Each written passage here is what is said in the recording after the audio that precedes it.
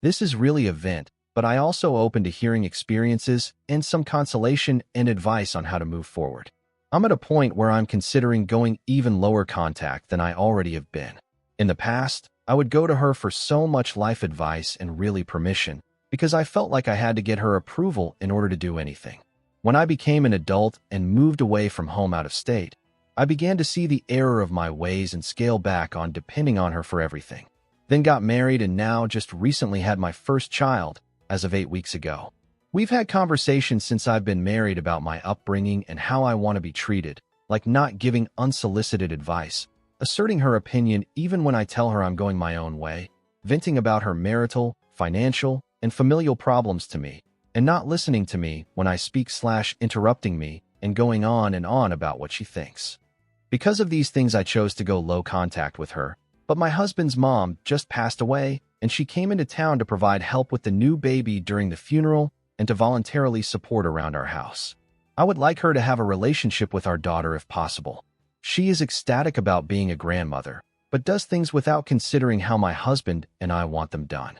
She is also quite lonely and does things that signal that she wants connection, but in a needy way, such as telling me that she feels left out when my husband and I are having conversations about people in the car with her and not telling her who they are, although we include her in conversations about people while we are in the car to help her feel included.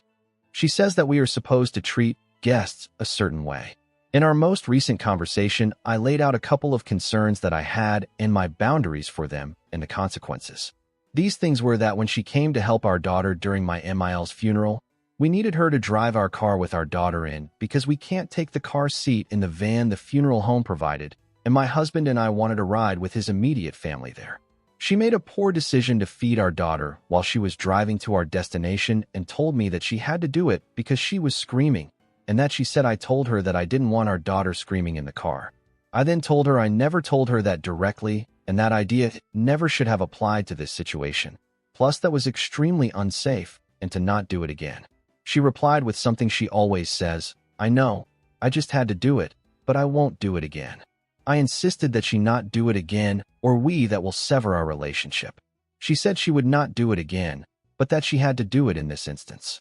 I also brought up that we didn't appreciate her not asking how we would like things done around our house, and just using whatever she could find to clean our floors, which ended in her throwing away a towel that was not meant for that purpose because she didn't know where the Swiffer pads were. I told her to just ask if she doesn't know where things are, and she said she knows, but she, again, had to do it, but that it won't happen again. I told her you didn't have to do it. You just chose to and to not do it again. She starts to tell me that she has issues with accepting the way we do things in our house because she feels like she can't be the mom she's always been for me, and that she feels like we don't need her, and starts crying, but that she'll do what we ask. But then after I end the conversation, she called me back to say that she hopes I would use wisdom in discussing our conversation with my husband because she doesn't know me and wants my husband to have a good view of her. I told her that how I speak about this conversation to my husband is not her area to control, and she didn't like that. Then I dismiss us both off the phone because it begins to drag on as usual with her rebuttals. Afterwards, she apologizes, but tries to slick guilt trip me afterwards by sending this message. "I want you to know that I love you and don't want any reserved feelings of contention between us or M. There's a lot of growth and introspection that I must work harder on. These things may take more grace than you are willing to give.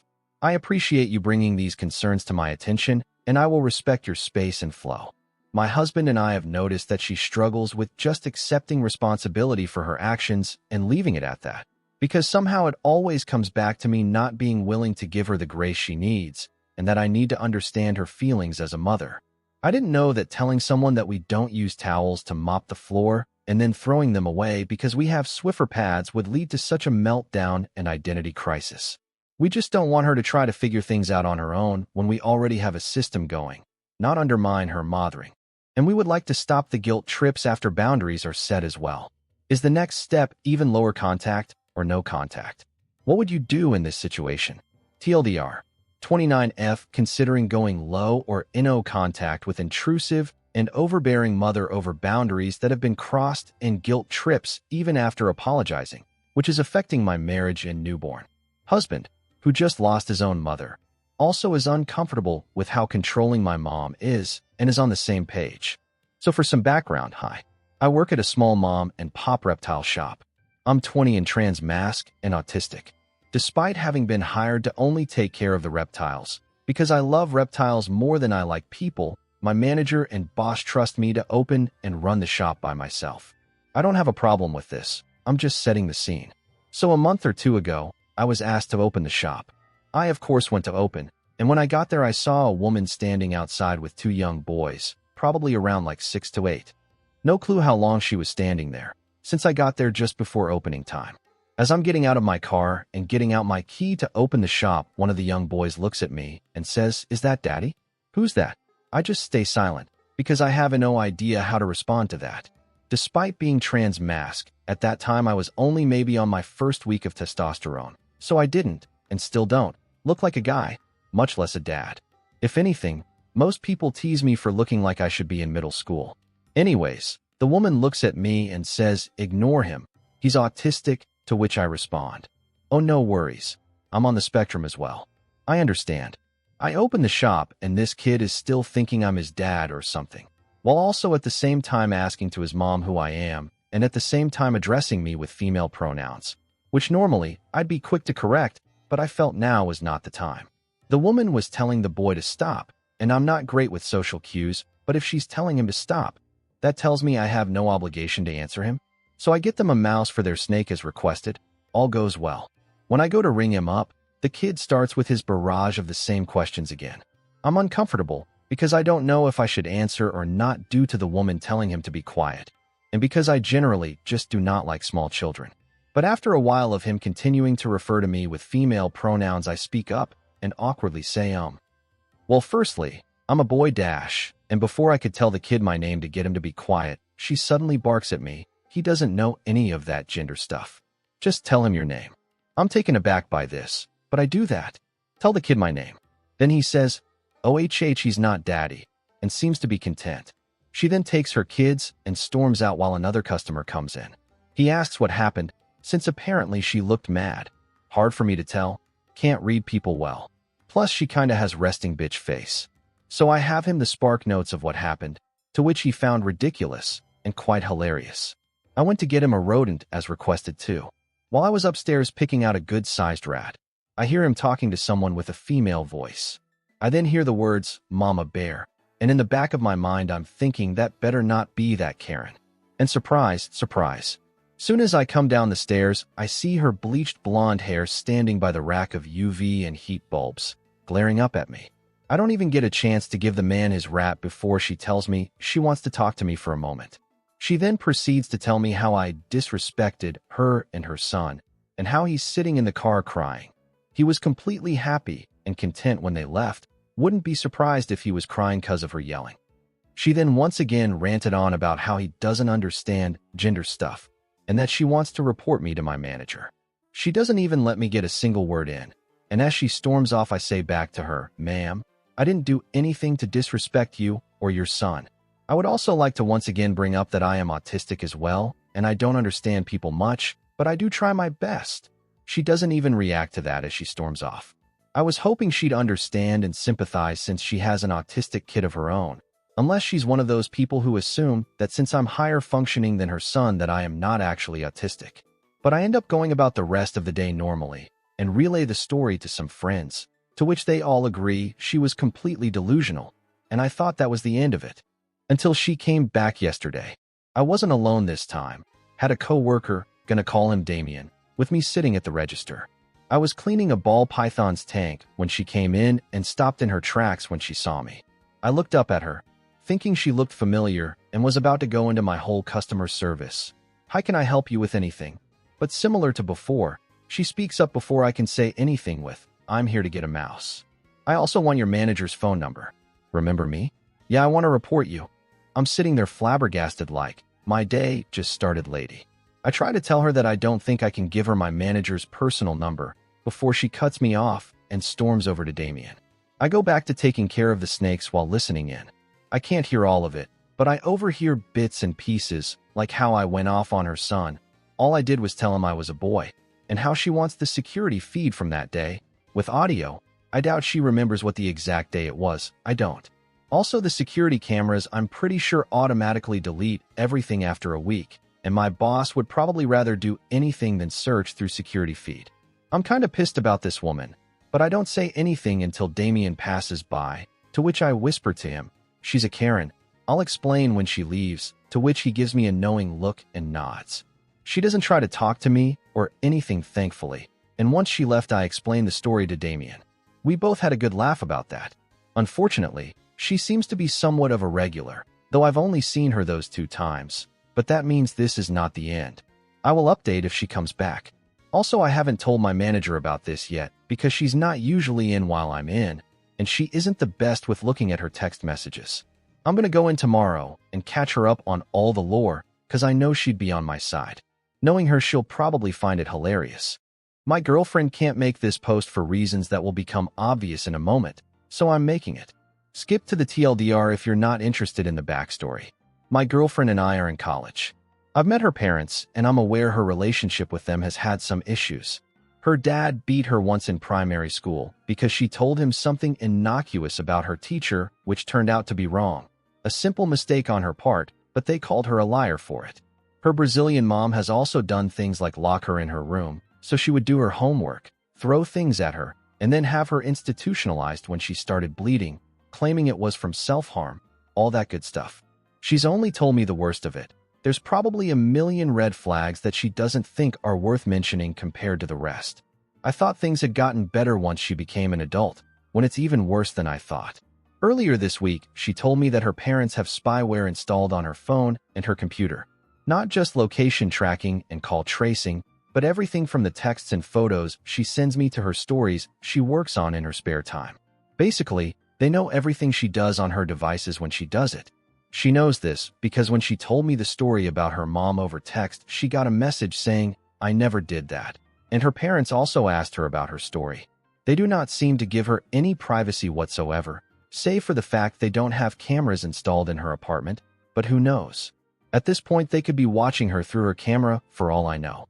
Even before the spyware, when she changed the password for her email, they changed it back.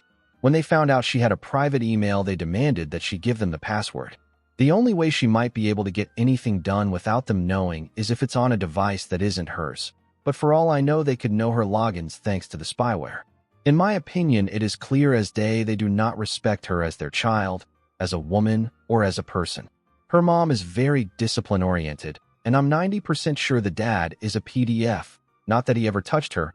I think just some very concerning comments about her and young girls in general starting back when she was 9 or 10, and I know they're both MAGA.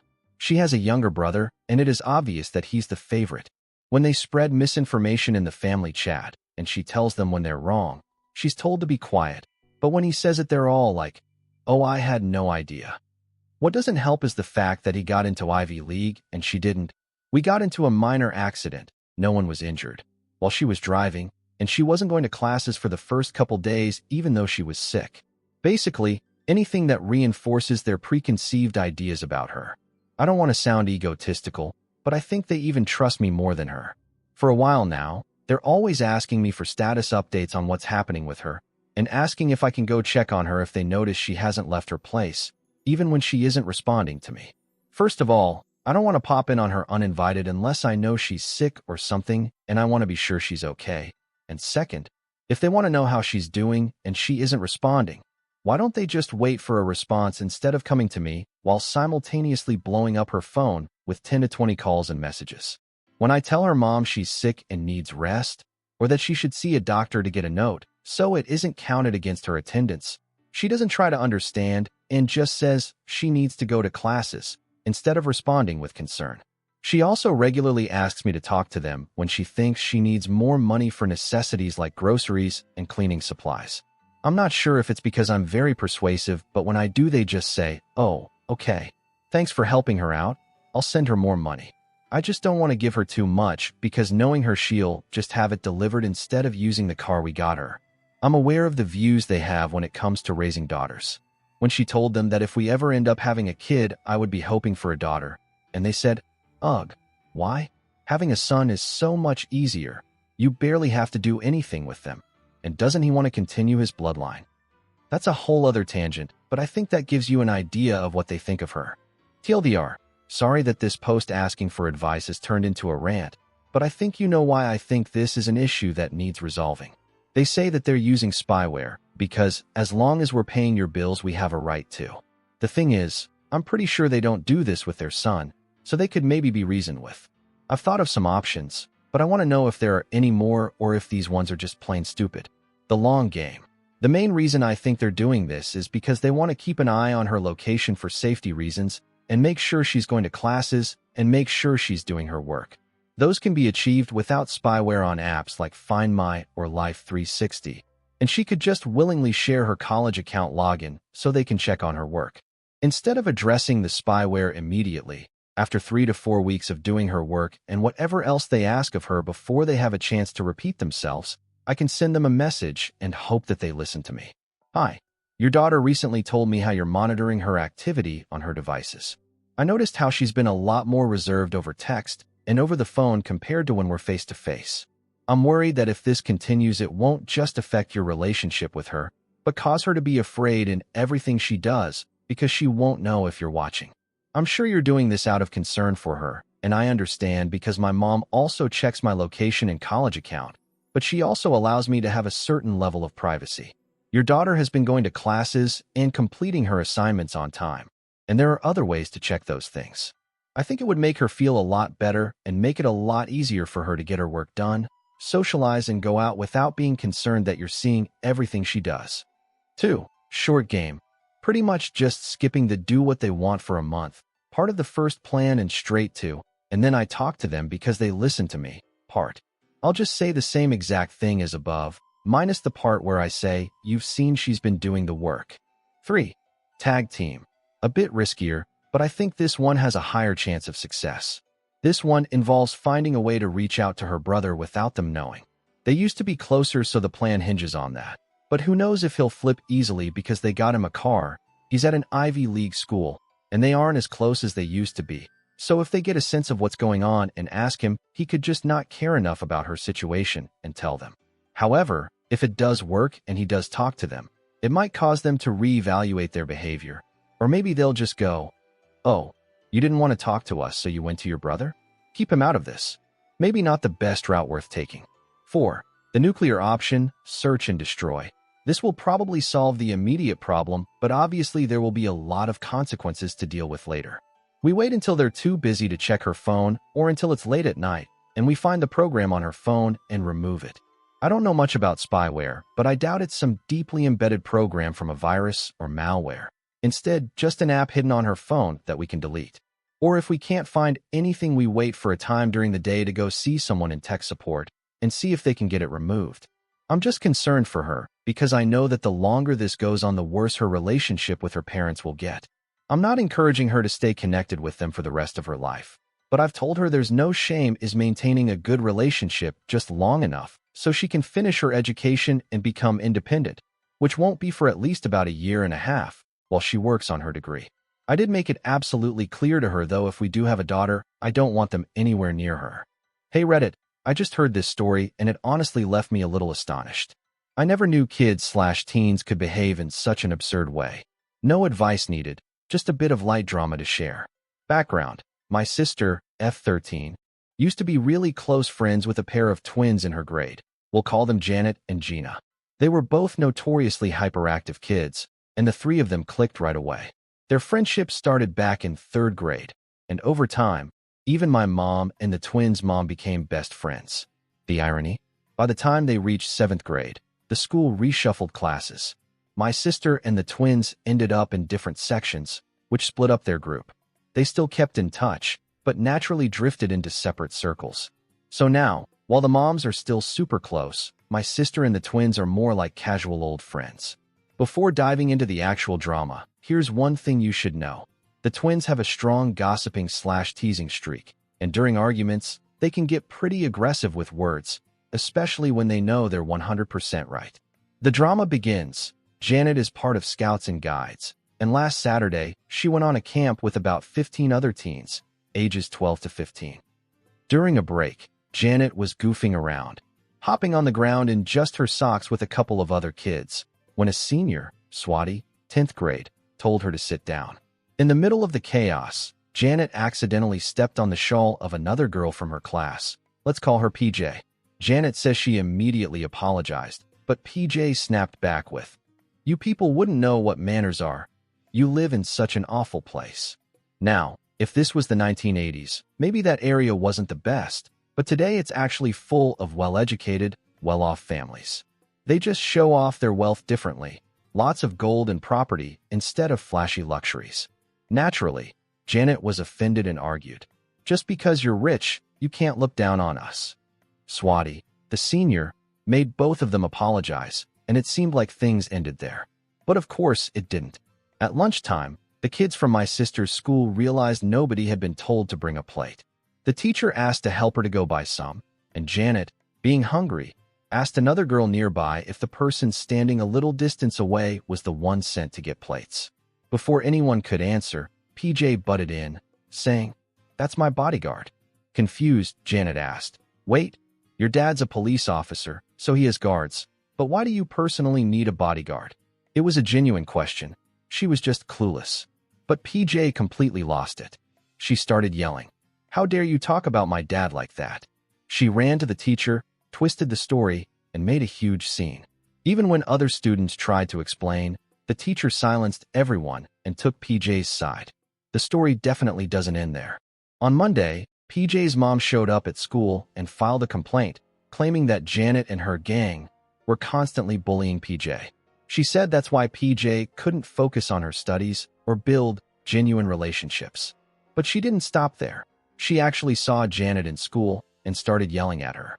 Janet, being Janet, tried to defend herself respectfully without being rude, but after being cornered for so long by an adult, and then even being shut down by her own teacher for talking back, she completely broke down. She ended up having an anxiety attack and a fever, and honestly, in my country, people don't take that seriously. Awareness is still a long way off. As if that wasn't enough, PJ's mom later called Janet's mom. She questioned her upbringing, mocked the area she grew up in, and even threatened that she wouldn't rest until scumbags like Janet and Gina were expelled from school. Janet's mom was shocked and confused. To make it worse, she got a call from the school saying Janet was unwell and needed to be picked up early. When she met with the staff, she felt they were biased. So the next day, she marched into the principal's office and laid out everything. The fights, the insults, PJ's mom's behavior. The principal reassured her, "Don't worry. No one is getting expelled on my watch. I'll handle this after Teacher's Day." Relieved, Janet's mom agreed to wait. But PJ's mom wasn't done. She started calling other parents, bad-mouthing the twins, and telling them to keep their kids away from Janet and Gina. Around 5 parents actually reached out to Janet's mom, confused about why PJ's mom was acting like this over a kid's fight. Even then, PJ's mom kept escalating. She went back to school, met with the class teacher, and once again painted the twins as evil. Just to get rid of her, the teacher claimed that she told another student not to talk to the twins, only as a way to blow PJ's mom off. But that move backfired, because PJ later cornered Gina and mocked her, asking if Janet was absent because she was too scared to face her. Gina stayed quiet, went home, and told her mom. The next day, Gina's mom confronted the class teacher, who admitted she'd been wrong and said PJ's mom was pushing all limits for something so trivial. Once Janet was back at school, the teacher sat all 3 girls down and tried to resolve things. That was Monday through Thursday. But then today, something absurd happened. PJ, along with her mom and dad, actually tracked down Janet's house and showed up in a police car. They didn't even ask permission. They just walked in and sat on the couch. They claimed the school wasn't taking action, so they came to set things straight. Janet's mom asked why they were at her home when the matter was supposed to be handled by the principal. PJ's father, a cop, snapped back, saying she didn't even welcome them with a smile, and added that since the school wasn't acting, Janet's mom should keep things under control in her own house. Then PJ's mom jumped in, bragging about their wealth and asking how people like Janet's family could even compare to them. Janet's mom had enough? She yelled back, saying they had no right to insult her community. The response? PJ's parents accused the twins of ruining PJ's school life and claimed Janet and her 6 friends had given PJ a mean nickname. which basically meant boastful in our language. That name had later spread and become what the whole class called her. Janet's mom asked why only her daughter was being singled out when it was clearly a group thing. They had no answer and just circled back to the same accusations. At that point, Janet's mom realized this wouldn't stop. She called her husband, who then reached out to a friend, a fellow parent who happened to be a PA to a minister. Meanwhile, since the class teacher wasn't answering her phone, Janet's mom called the PE teacher, who alerted the principal. While this was happening, the twins tried to defend their mom and question PJ's behavior. PJ's mom snapped back, "My daughter would never do such things. Stop spinning lies. Maybe this area taught you to lie, but at least your mom should have taught you some manners." That's when the minister's PA called. Janet's mom put the phone on speaker, and he immediately started grilling PJ's dad. Which station was he from? And why was he abusing his authority by showing up in a cop car for a personal fight? He warned him never to mix his job with personal issues, and basically told him to get out. Right after that, the principal called PJ's mom directly and ordered her to leave Janet's house immediately. The whole family hurried out. Janet's mom was furious. Their relatives, who lived nearby, heard about the chaos and felt embarrassed. She was also upset that her kids had spoken up during the argument, worried it would look bad, even though they were right. Right now, she's leaning on my mom for support, and she's planning to confront the principal again on Monday.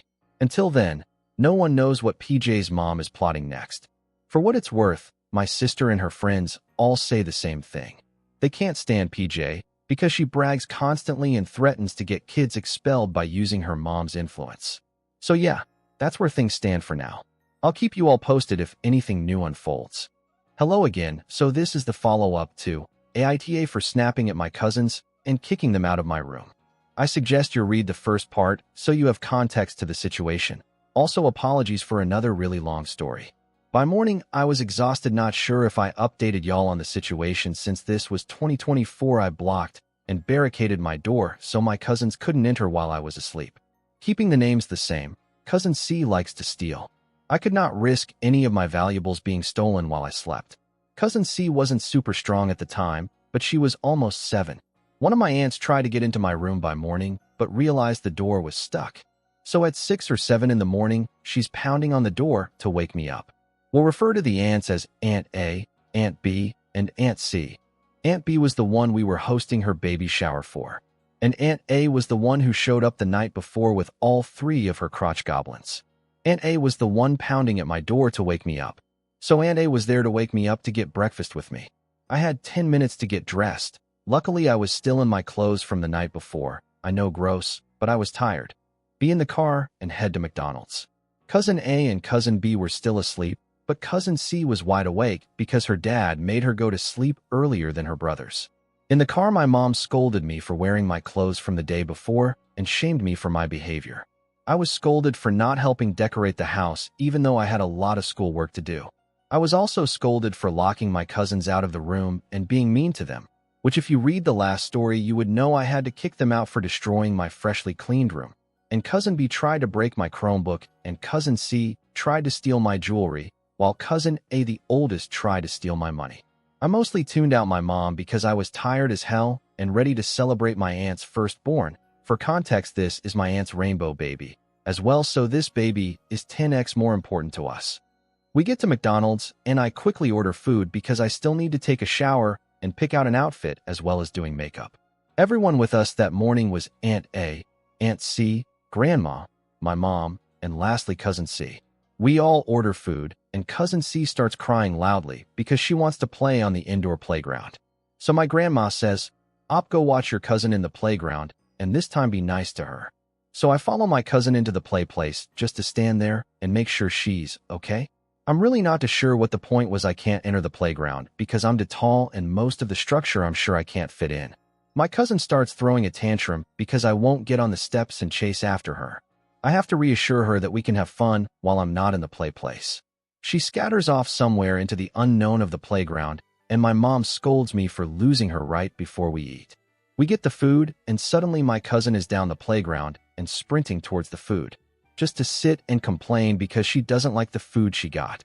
Then she started crying because she's hungry and doesn't have any food.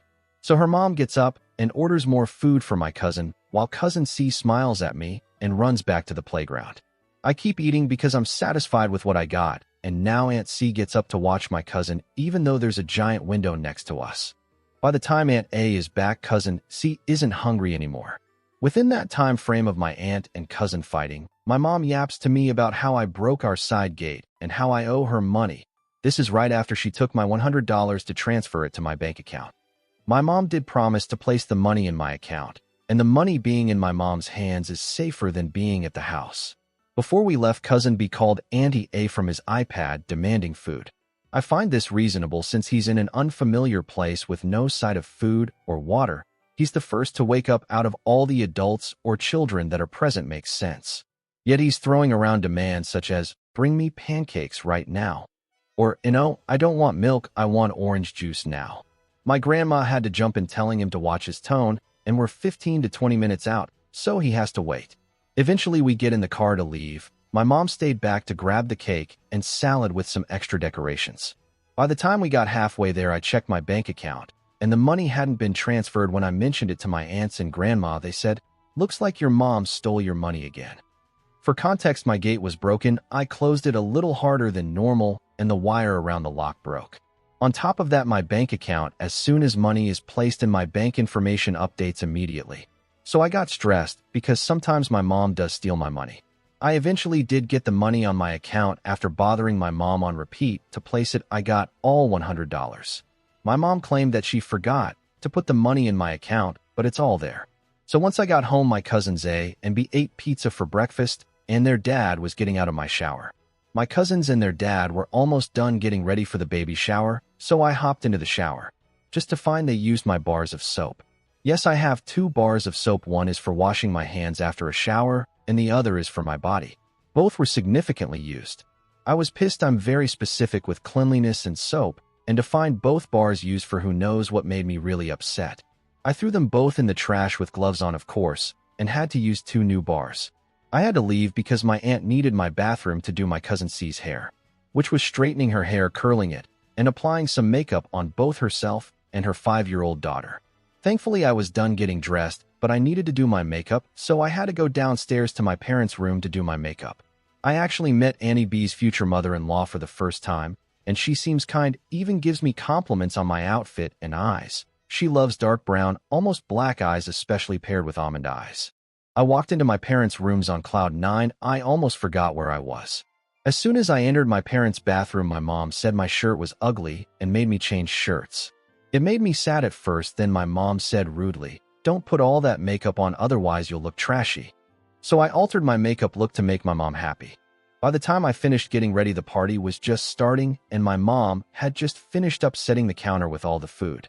Cousin C asked if she could have a cupcake, and of course, as my mom would do for her at the time favorite niece, gave my cousin a cupcake. For context, there were 3 towers of 10 cupcakes and a cake. About 40 people showed up. We realized there's not enough cupcakes for everyone, but enough cake to make up for it. Within 20 to 30 minutes, cousin C ate a whole tower of cupcakes and started eating the cupcakes on the second tower. When my dad noticed, because he came to check up on me and my cousins, he told my cousins no more cupcakes. Cousin C started to drink a bunch of Sprite. Instead, I'm talking a 2L of Sprite. Me and cousin had decided it's none of our business and to play Roblox together. Cousin B asked to join, and we said yes, so he won't cause chaos. When we asked cousin C to join us, she said no. So we decided to play a game called a Dusty Trip. For context, a Dusty Trip is a game that has private servers, so when you play, others can't join you. We were playing for a few minutes when I saw cousin C start to steal 2 cupcakes from the second cupcake tower. I went over to her, got down to her level, and I said, Cousin C, did you hear what my dad said to you earlier? He said no more cupcakes, let's wait for cake, okay? No more for now, there won't be enough for everyone else at the party, let go sit down and wait, okay? Well, as you can guess, cousin C didn't like being told no. So she placed the cupcakes down. As soon as I sat down, she started crying. She cried so loudly, everyone came running from the other room to check on her. My grandma's first response to me and my cousins ignoring cousin C was, now what did you 3 do to cousin C? As soon as I got up to explain, I said, my dad said no more cupcakes to us, and cousin C had gotten up to take a cupcake and dash. Before I could finish, my grandma cut me off. She then loudly said in front of all the guests, which more than half we didn't know. "So you took the cupcakes out of your cousin's hand and put it back?" I was embarrassed and started defending myself by saying, "No, I told her to put it back and explain we can wait for cake."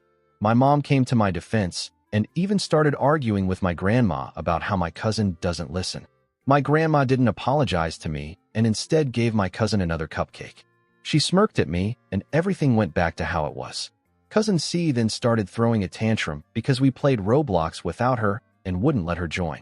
Once more we explained she has to wait for us all to leave because the game won't let her join. We just ignored her until we were ready to let her join us, but by then she started playing Dress to Impress. So within an hour or two, my cousin A and cousin B started fighting. I think cousin A punched cousin B, so cousin B was crying. So my mom had to deal with that. Soon after, it was cake time. Cousin C just wanted more cupcakes, but fell asleep on the couch. Everyone wanted to take photos with Aunt B, and the cake, it was themed wilderness with animals all over the cake. It was cute, and because my aunt was due a few weeks later, everyone made sure to get a photo of her and her bump and the cake. Aunt A got tired of waiting for 5 minutes after getting her photo with the cake and proceeded to cut the cake. I wish I was joking, but Auntie A took the knife out Auntie B's hands and cut the cake to serve herself and others, cutting the photos short. I felt bad. It's a day about Auntie B and her soon-to-be-born daughter, and everyone around her was making random parts of it about themselves. Eventually, it's present time, and me and my grandma are sitting together. Cousin C is getting rocked by grandma because she's 5 and cute. I get up to get a drink and accidentally woke up Cousin C, who started crying loudly. I'm going to place a trigger warning here because it's kind of gross. If you can't handle topics about pee, I suggest you skip this part. Pretty much Cousin C had peed on the couch in her sleep, and me and my grandma didn't even notice until I got up during gifts. She peed from the back of the couch, and it had slowly spread to the front of the couch. I'm not even sure how she managed to do that, but thankfully she didn't get any on me.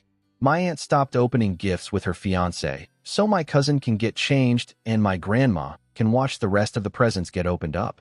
By the time my grandma got back, there were a few more gifts and Cousin C started crying again. She wanted to open presents too and was upset with seeing there weren't any presents for her, and she didn't get to open anything. So my Auntie B told Cousin C to come help her open presents, and tears were gone immediately. It was such a long day. I also don't recall when this was mentioned, but someone from my side of the family at some point in the party made a statement that's heavily racist, at least in my opinion. The statement was along the lines of, "I wonder how black the baby is going to be. I hope she'll have dark skin and black hair and not white people's skin or hair." I don't recall who, but it was definitely one of the aunties. For context on this statement, as well, my family is black and Aunt B's fiancé is white. Honestly, I'm not even sure who was being entitled. It was just a mix of entitlement and chaos. Aunt C is currently pregnant and her baby shower is coming up soon. This time my family isn't hosting, but I know it's going to be a lot of chaos and drama. Wish me luck, everyone.